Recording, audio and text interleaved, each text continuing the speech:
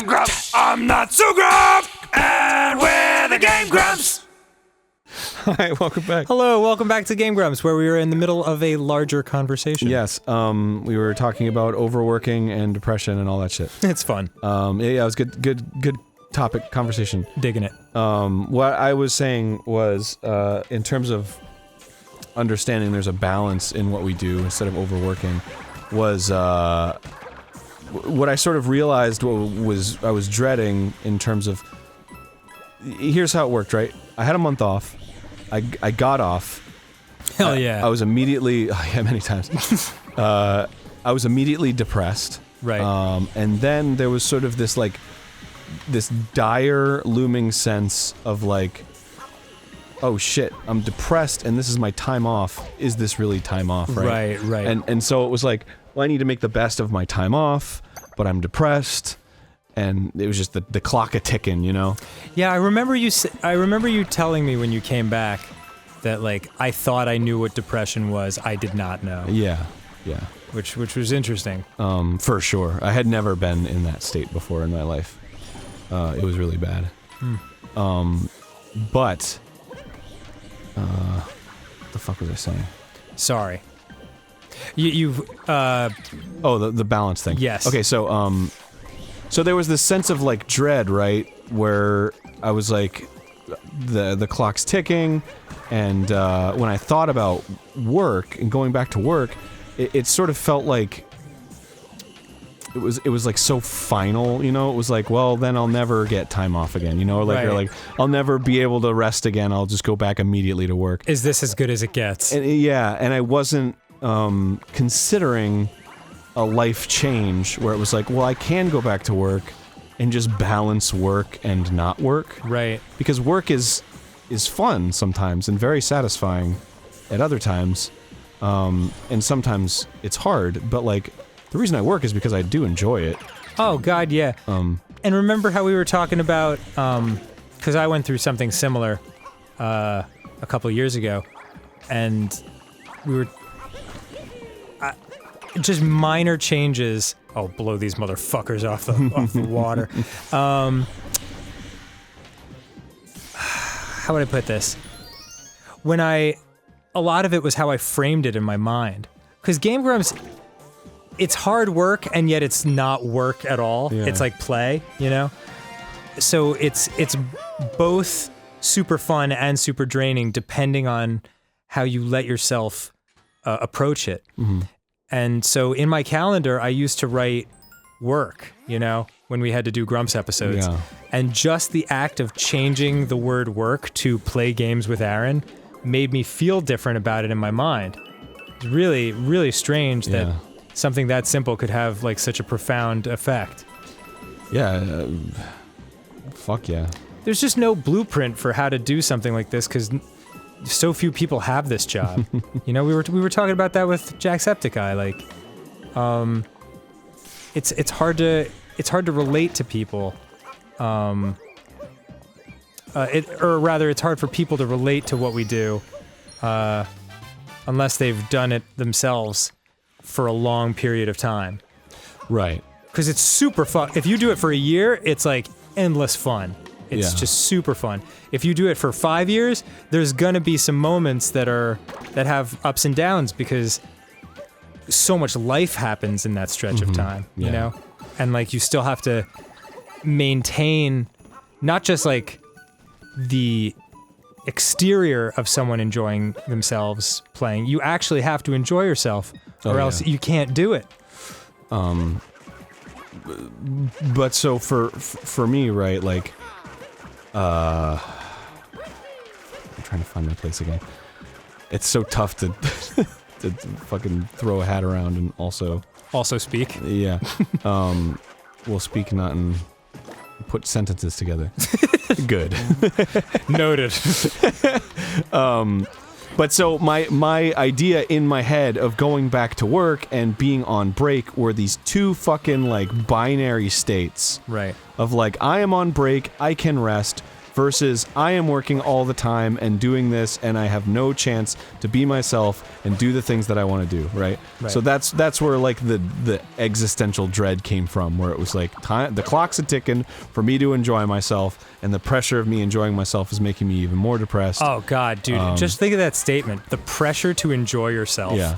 Like that is such a counterproductive oxymoron. Yeah, exactly. Oh, these assholes. Yeah, Again. they're great. They're all well designed. Never get tired of them. I love how the one on the left and the one in the middle are just almost exactly the same. But yeah, so once I realized that, where it's like, oh, I can like take weekends off and actually fucking enjoy myself and like be like, I need time for myself today and like that kind of shit. Right. And also I'm in the position to be able to do that, right? Like at the end of the day, everything that I do is sort of self-inflicted. I'm in a place where like all I really have to do, you know, the bare minimum I have to do is fucking do GameGrumps once a week, you know? Right. The reason I'm so busy is because I decided to do all these other fucking things. Right. So to be able to tell myself, hey, I don't need to do that stuff today, it's a super valuable gift that I've been blessed with. Yeah. And there are a lot of people that don't have that, that freedom to be able to do that. It's just a shame that I inflicted the non-freedom onto myself mentally. I had to fight through that. Yeah. It's a very normal human thing to do. Yeah. Whereas most people want the least amount of work, I'm like subconsciously finding the most amount of work. Right, right. Well, there's just so much like we want to do and like a limited amount of time to do it. And, you know, we're ambitious people for sure. But underneath that is this more basic desire to just matter, you know? Like, I'm really glad that Ninja Sex Party took off the way it did, you know, mostly because of GameGrumps. Whoa. Those things are fucking dope. Those things are crazy. Wow. I like them. Shit, he got me. Oof. Where are they? But yeah, more than anything, I was just grateful that anything I did took off because I just wanted to like make a difference in the world, you know? And granted, there are people that have made a much bigger difference in the world, but I mean, you could take that stance with anything, you know? There will always be someone who made a bigger impact than you, or... Yeah. It's a fool's errand to try to be the most anything in the world. Yeah, for sure. And also, like, I've found, at least for me, that, like, the greater the scale, honestly, like, the less satisfying it is. The less you can relate to the difference you're making. Yeah. For sure. Because, you know, if I can fucking, like, hold a door open for an old lady and she's like, oh my god, and smiles at me. Right. That's fucking, like, I feel great for the rest of the day, right? Right. But if I just, like, there's some announcement where it's like, wow, GameGrumps hit the top thing ever, or whatever. I'm like, wow, that's cool. Like, it's hard to comprehend that and turn it into a feeling. I recently rewatched that KTLA 5 thing they did on us. I don't know why, it just came up in like the thumbnails and I was like, oh yeah, I haven't looked at this since it came out. And the number of views on our channel, that wasn't that long ago. That was only like a year and a half ago, something like that. The number of views on our channel, like, overall it's pretty close to doubled since then. Really? Yeah, it's insane.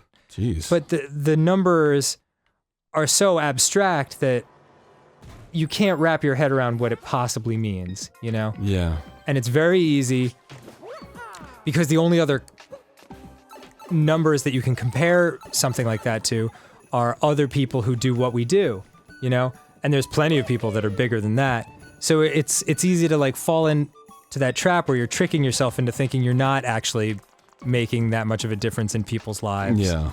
Well, even still, even though like we're constantly getting messages from people saying exactly that. Yeah. Like you are making a difference, which is the fucking coolest. But I also think, like, Whoa. That's what that is. not that it's, like, lesser, but also, like, it does mean more to other people to have some kind of individual, what's the word? Involvement, I guess? What I mean by that is, like, we do get emails from people all the time saying, you know, GameGrumps helped me in one way or another, which is awesome.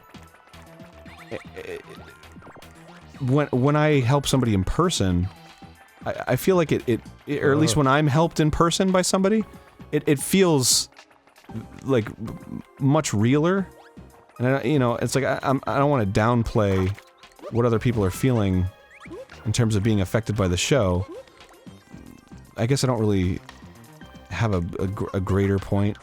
Oh boy. I'm just trying to like refocus the value on like the day-to-day. Yeah. You know what I mean? Cause really, like, when I come into the office and I'm like, you're doing really good work or something to somebody, and they're just like, wow, that means a lot. Like, that means a lot to me. Yeah, sure. It's an actual human connection. Yeah, as opposed to like, well, you know, I'm producing your project and I made it happen and now it's a thing, and you know, like, I obviously put a lot of work into this myself and also a lot of my faith, and Sure. like, that's cool.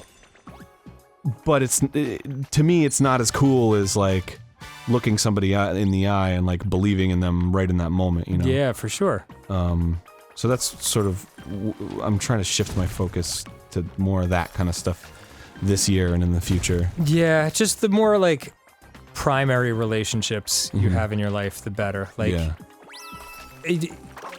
You know that term, right? Primary and secondary relationships. I can guess what it means, but I've never heard that before.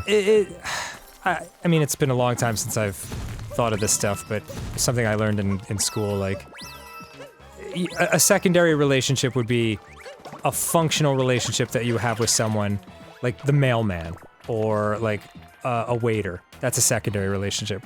Whereas a primary relationship is, you know, your friend, or something like that.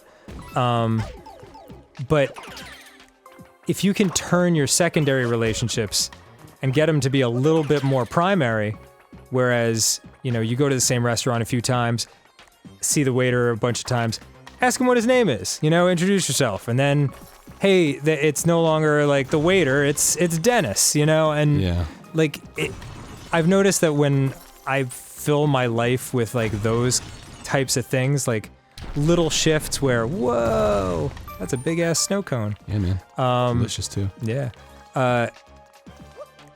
If I move my life a little more towards like actually interacting with people on like a more human level, than I need something from you, you provide a service level, then the day is more rewarding. Yeah. Yeah, I agree with that for sure.